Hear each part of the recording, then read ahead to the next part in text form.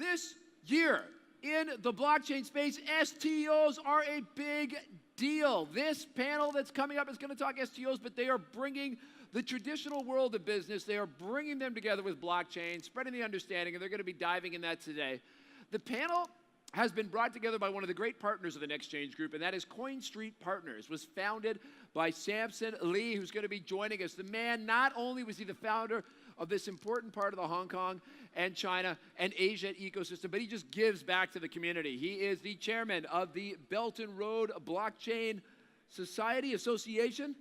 Yes, he is a founder, one of the co-founders of the Asia Pacific Digital Economy Institute, and he is also the founder of the Ethereum South China Association. Did I miss any, Samson? I missed the chairman.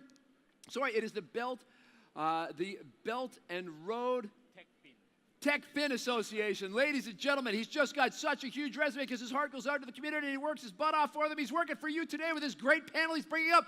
Let's hear it for Samson Lee of Coinstreet Partners. Samson. Thank you. All right, there we go. So Thank you. Thank you.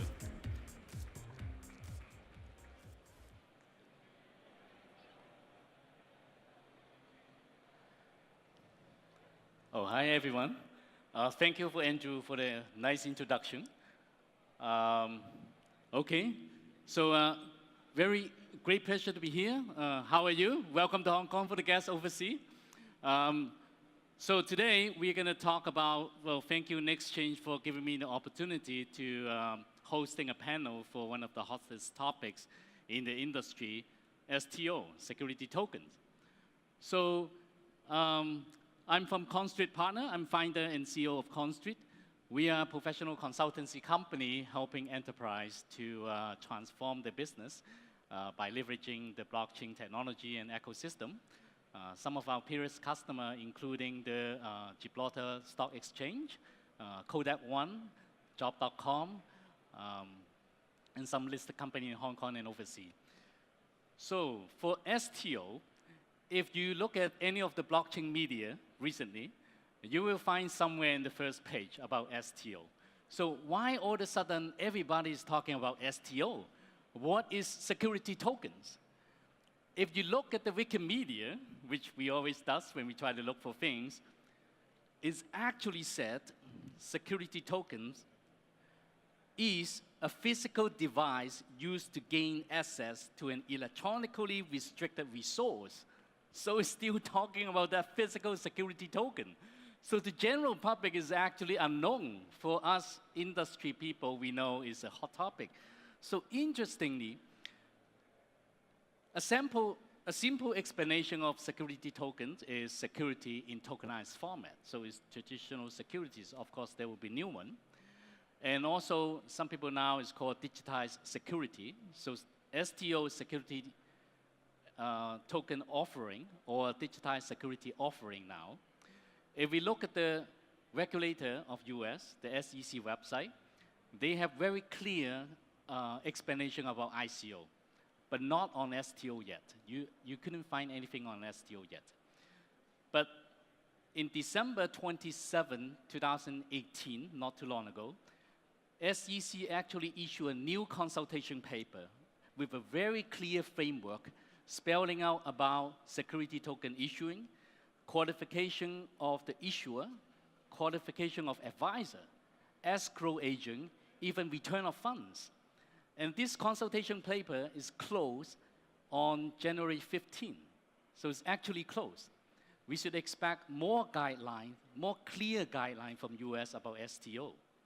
So today, I'm very pleasant and happy to chair a panel with some of the leaders of both the traditional capital market and also the blockchain ecosystem. So here, may I introduce my panel, Mr. Lowell from BMI Group, Chairman and Managing Director of BMI Group.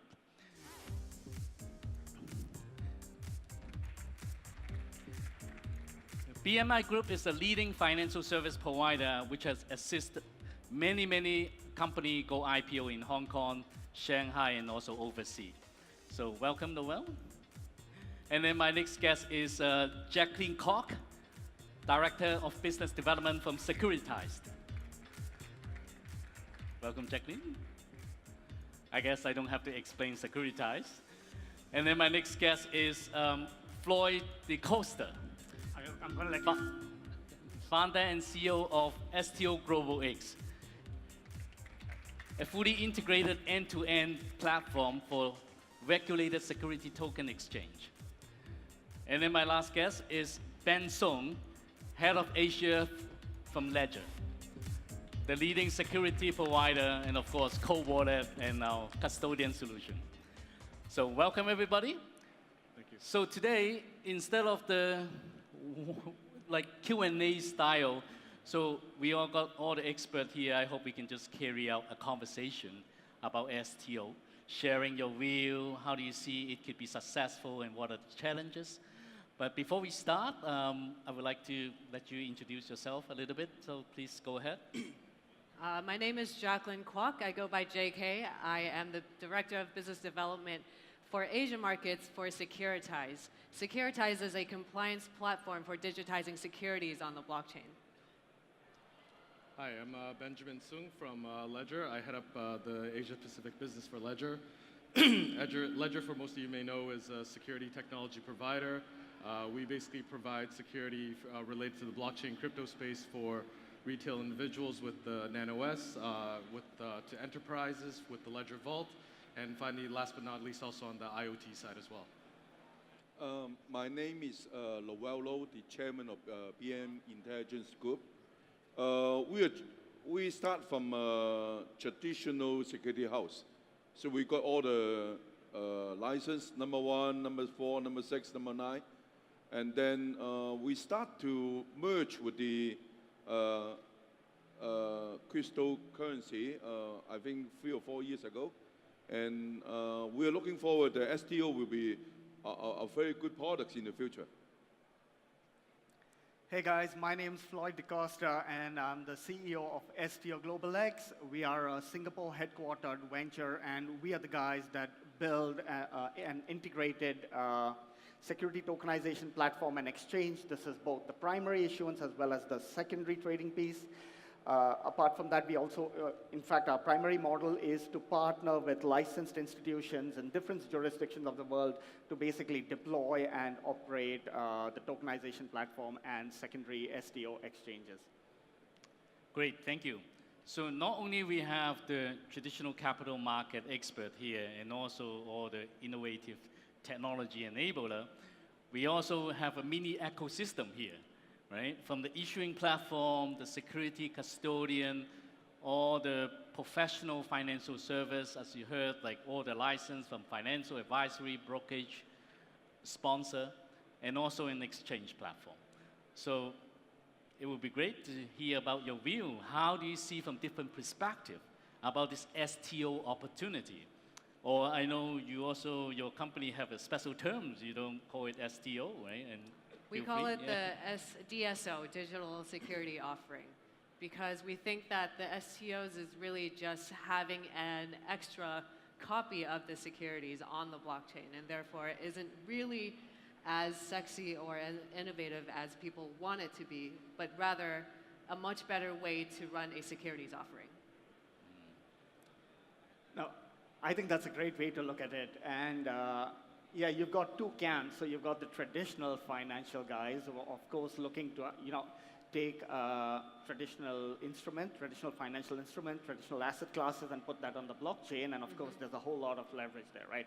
How can you, for example, the benefits, again, in the traditional space for issuers, if you look at it, you get access to a whole new global market, a whole new pool of investors. You create vibrant secondary markets on the blockchain for otherwise illiquid asset class. On the other side, if you look at the investors, you now democratize investments into a whole range of asset classes that are previously not available to common or simple accredited investors, or even the common man. And of course, the taken out of the middleman, right? But that's the traditional piece. But then you also have the new asset classes that you can now bring to the fore, the new products, structured products that can be made possible because of this new technology. So I think that's a great way to look at it if you just move away from STOs, and which is taking old stuff, putting it on the blockchain. Yes, it has its value, but then, yeah, whole new asset classes and whole new financial products. To add to Floyd's point, it's interesting because we have this one client that wants to issue a daily dividend, and because of the programmability of this technology, you can actually execute a daily dividend, which impacts how financial deals is structured, because that impacts your cash flow and impacts valuation and so on and so forth. And because of this technology, you're able to look at this fairly traditional industry at a new lens.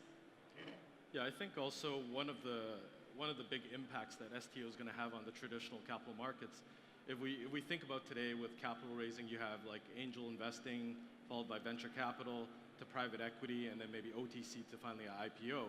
And what's going to be very interesting if I was an angel, venture capital, or PE is that I'm going from an investment strategy that traditionally is relatively illiquid, where I'm not thinking about exiting an investment, within days, months, or even years. It's always holding horizon of 5 to 8 years.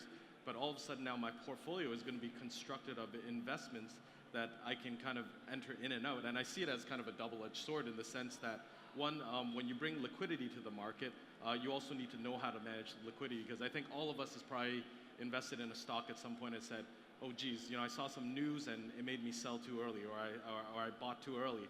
And I think what you're going to see now with the STO market is something similar as well.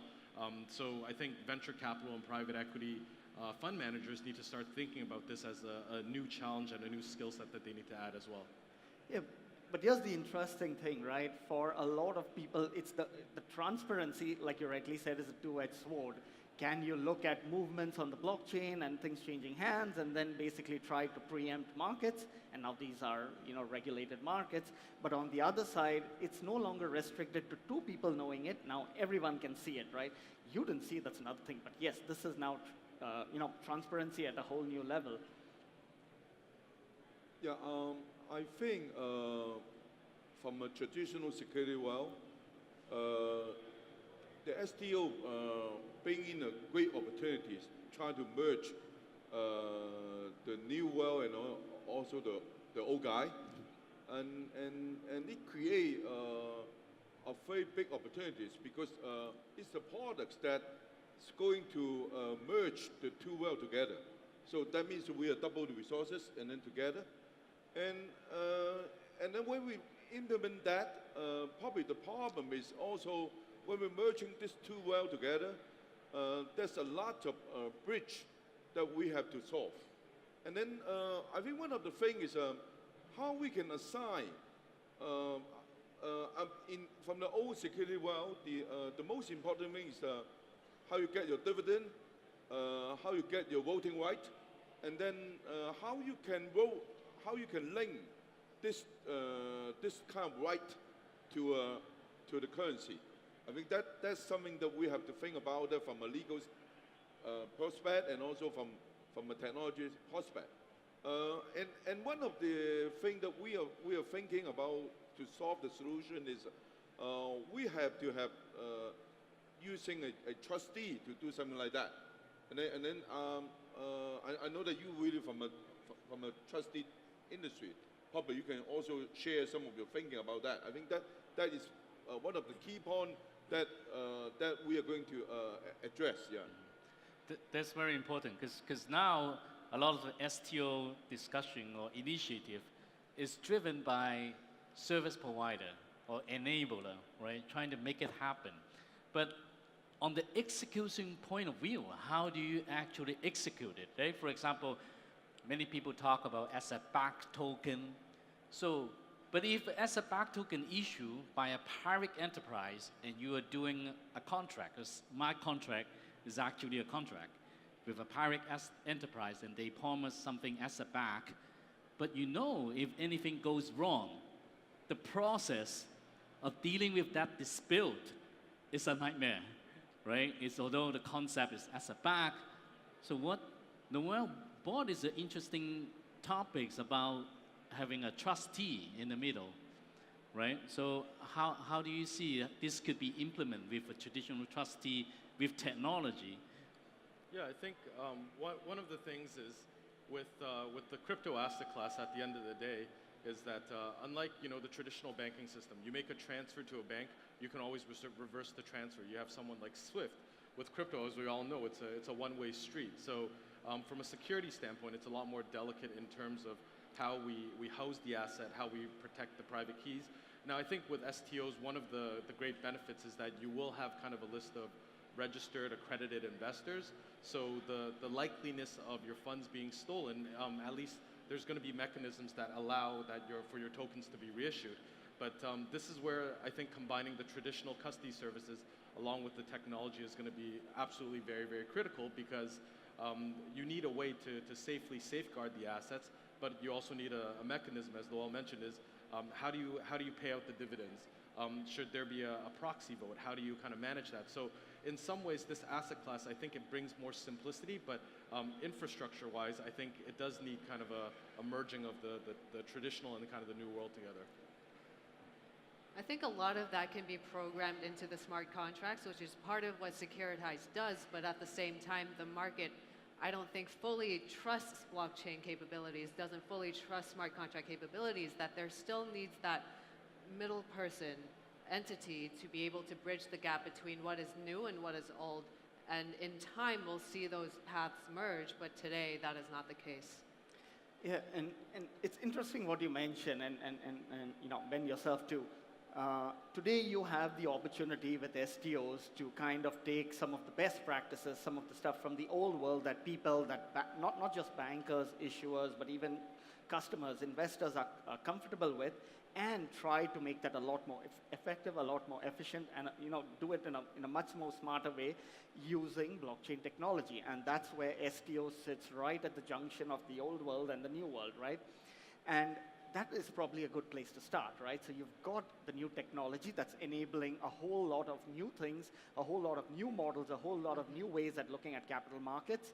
But yes, it still has the custody, it still has the trustee, it still brings about the traditional issuer that puts an asset into custody and then gets tokenized, right? And that's where the comfort feeling, with investors, with other capital market participants, then comes to the fore, and you see an acceptance of this new way of working. It kind of just smoothens out, takes out the friction, right, by merging the best of both. And that's when you see a capital market company, with a licensed entity, licensed by the regulator, which knows the process, which has been dealing with IPOs and traditional capital raising for years now bringing that and playing that bridging the gap between the brand new technology we have, the brand new way of doing things, and yet making traditional investors comfortable till they kind of move over to the new way of things.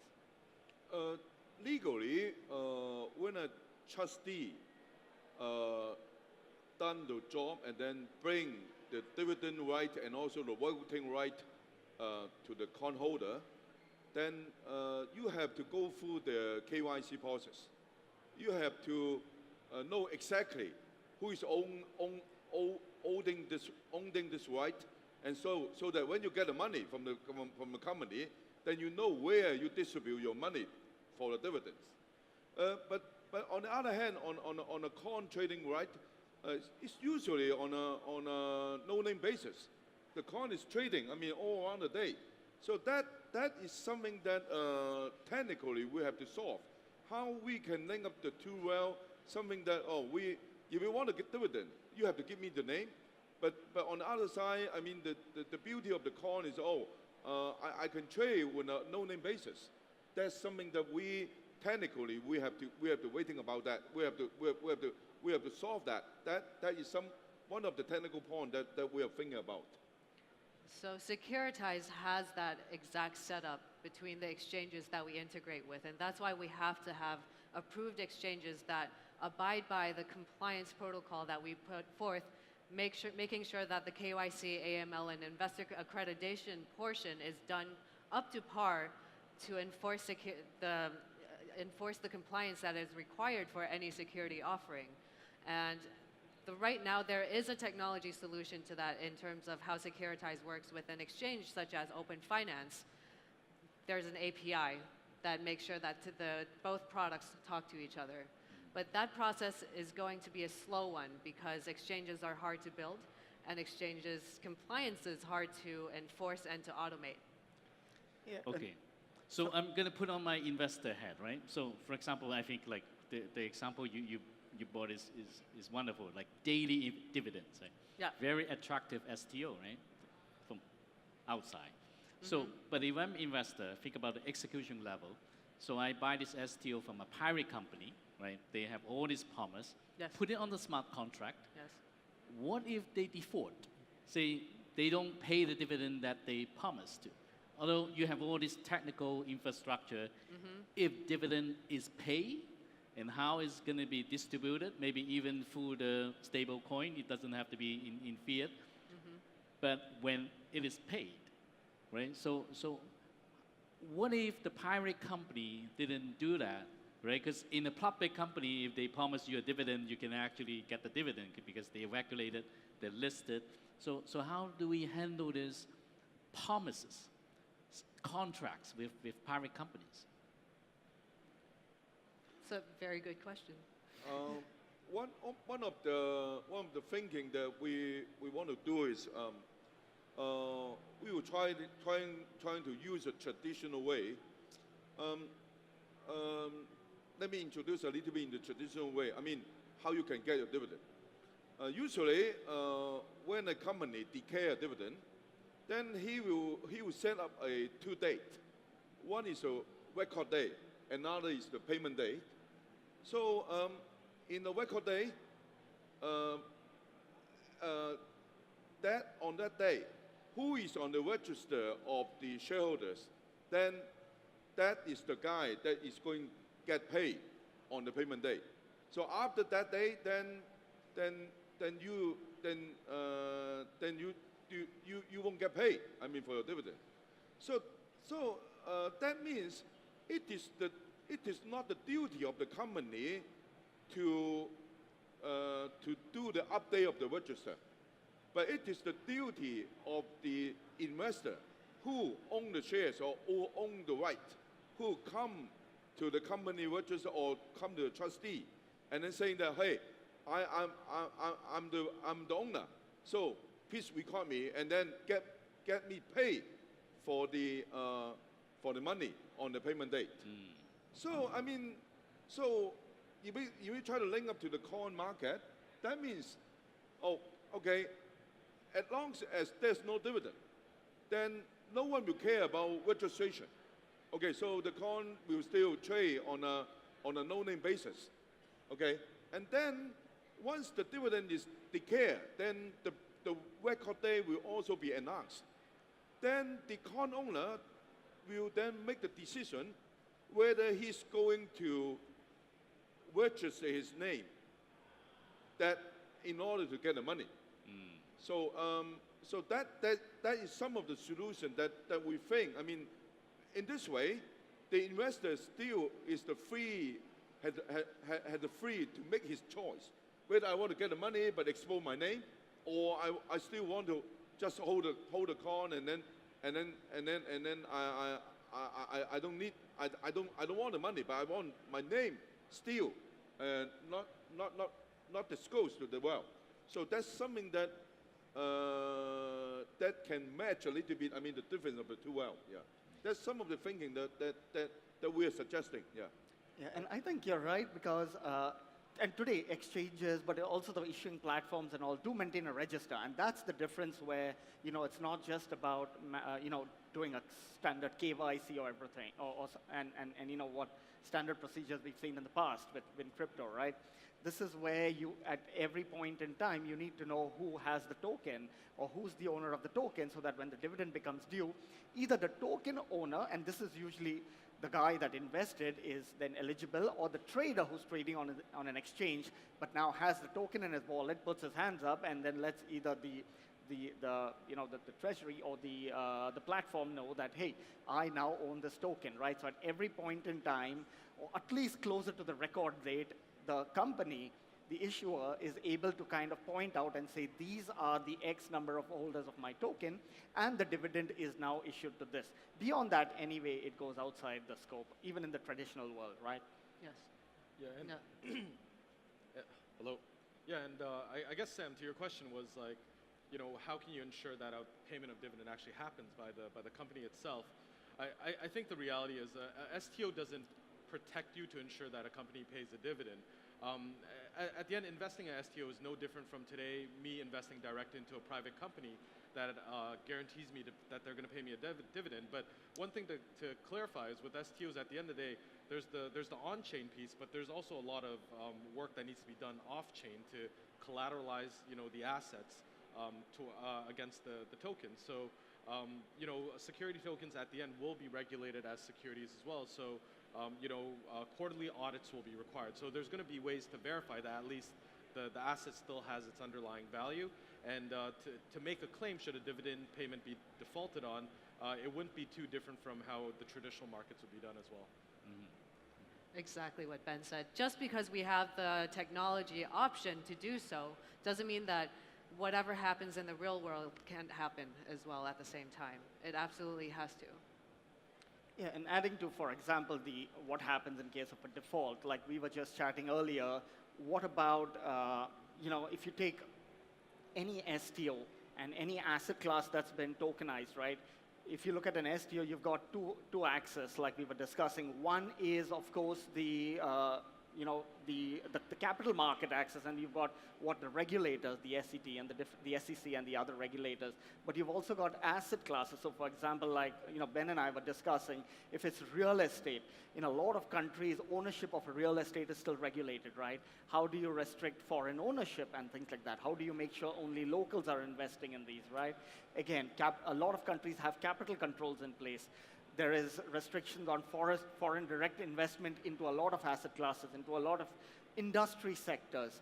How do you take care of those things, and how are those things managed so that you comply not just with the capital market regulations, but also with the vertical and the asset class specific regulations that are there in place, already in place in most countries? Talking about how you can make sure the company pay the dividend, in fact, in the traditional world, they have some solution. They try to make some, not just common stock, but also preference stock, even convertible bonds. That means we can, in fact, follow the same thing. That means putting in the smart contract.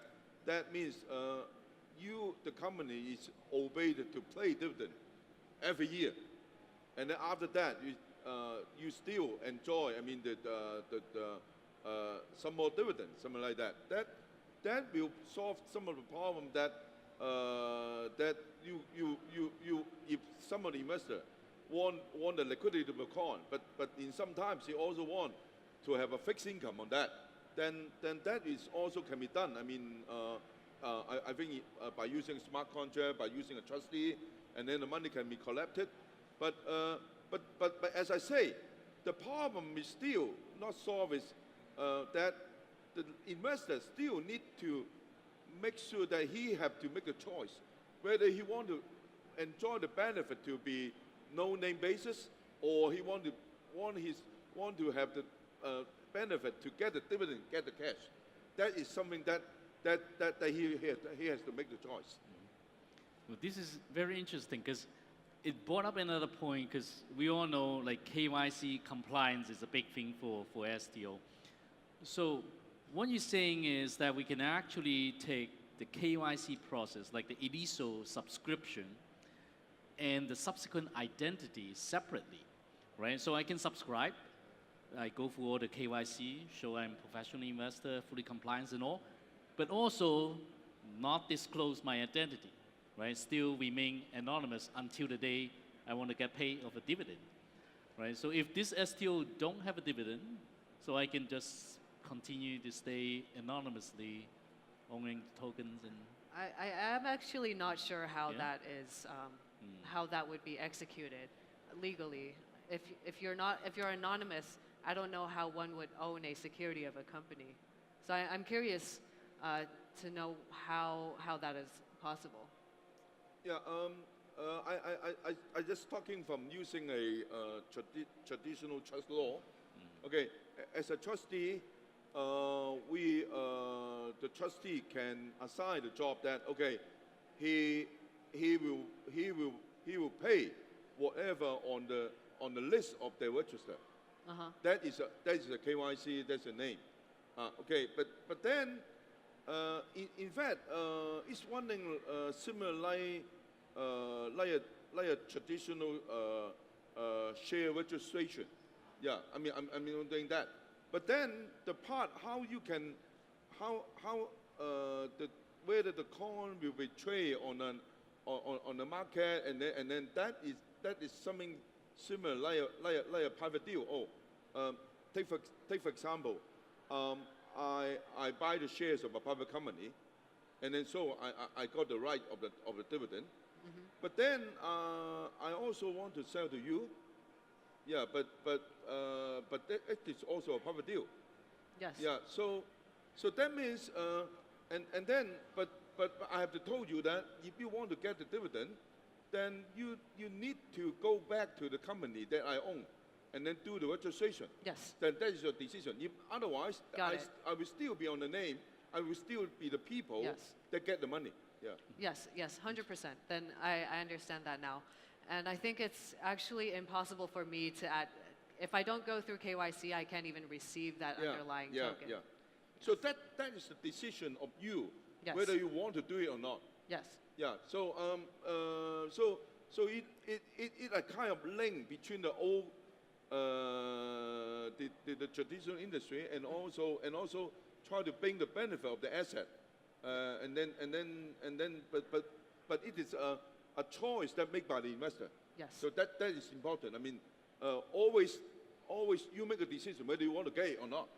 Yeah. Very interesting. Yeah. Because traditional means reliability, legal compliance, trust.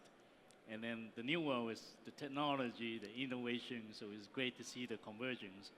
So one big question about STO is the liquidity, right? We see many news like how many STO is coming out, what company is issuing, but who is buying it is a big question, right? So especially now, STO, we all know, is targeting to the professional investor, right? For example, using an example of the property, right? We mentioned about property back. We talk a lot about fractional ownership. So if you think about a professional investor, they all have different definition. In Hong Kong, I think $1 million US net worth or certain income. So for professional investor, I'm sure they have a lot of choice, right? Some might afford to buy the whole property, not 1/10 of it, maybe even more than one. I know in Hong Kong, people collect properties. So is this fractional ownership really attractive to the professional investor? And also another question is on the liquidity, is a lot discussion about exchange, right? Because when we came out from the ICO age, it's all about exchange and how they do it.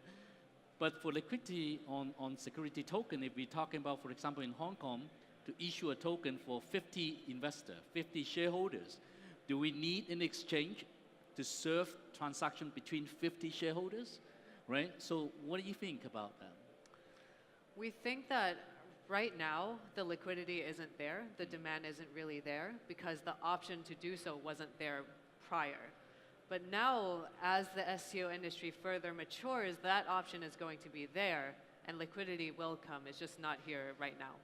Yeah, I have an interesting take on that, and especially since you said, an exchange. An exchange to fundamentally operate needs liquidity, right? And my thinking is I think liquidity will come when you have the institutions, the large institutions come into play, right?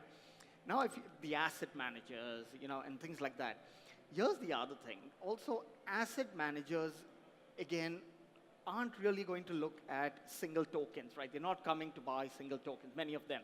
They are going to look at when there are a number of tokens out there, can we go and create structured products? And so you have asset managers that will create structured products that institutions can buy into, right? And that's when you'll see liquidity coming. So one of the things is got to be these structured products. And going back to the example you gave of real estate and people owning properties, yes, you can own a building in Hong Kong, for example.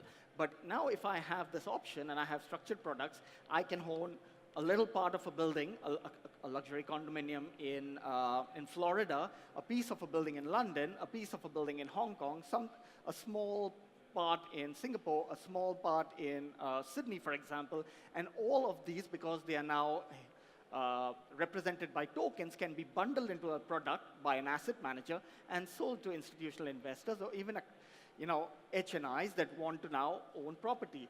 Instant diversification, instant liquidity, because I can then unbundle and sell off pieces, and now these are things that large institutional and professional investors can look forward to.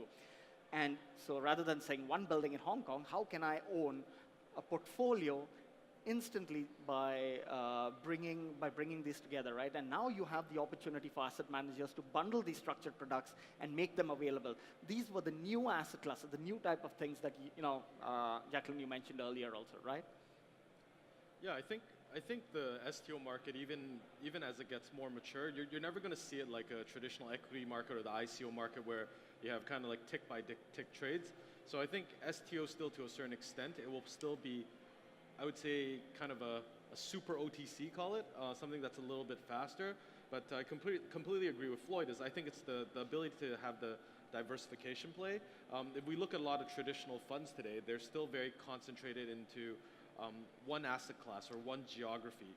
And what STOs allow you to do is now I could have fractional ownership in property in Thailand, in Hong Kong, in Tokyo, and you're able to also potentially get around a lot of traditional restrictions around foreign ownership as well. So I think it will take some time for institutional investors to start coming into this STO space. But as more and more, as I mentioned earlier, I think venture capital, private equity firms will see this as a new form of investing, and we're probably going to see these traditional private equity funds be a blend of the two at the end of the day. And then I think so liquidity automatically gets addressed then on the back of that, right? And then you create all new vibrant secondary markets. The other thing, Sam, you and I also been talking about is the verticalization, right? The sector specific. So can we see an STO exchange that's very focused on real estate, right? And then you've got asset managers that can come and bundle and structure these products around that, right? Again, heavy industry, another opportunity to look at a very specific case. Commodities is another straightforward one. And if you take some of the metals, gold and all, you're already seeing participants building out these marketplaces, right?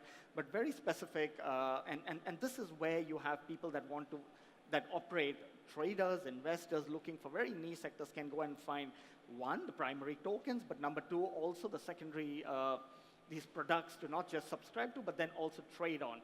Suffices both the investors as well as everyday traders. Yeah, my thinking is because we are bringing the benefit of the security to the coin, so we also there's no free lunch in the world.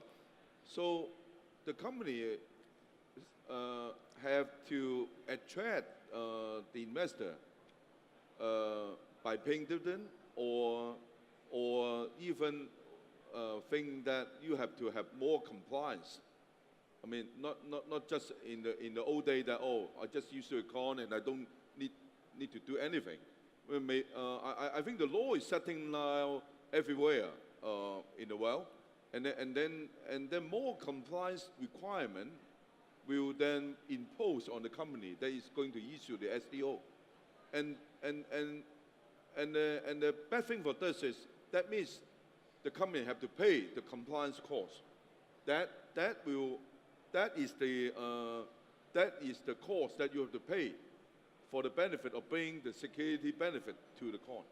So an equilibrium will then form. I mean, in some way, if there's too much compliance cost on that, then it will kill the benefit.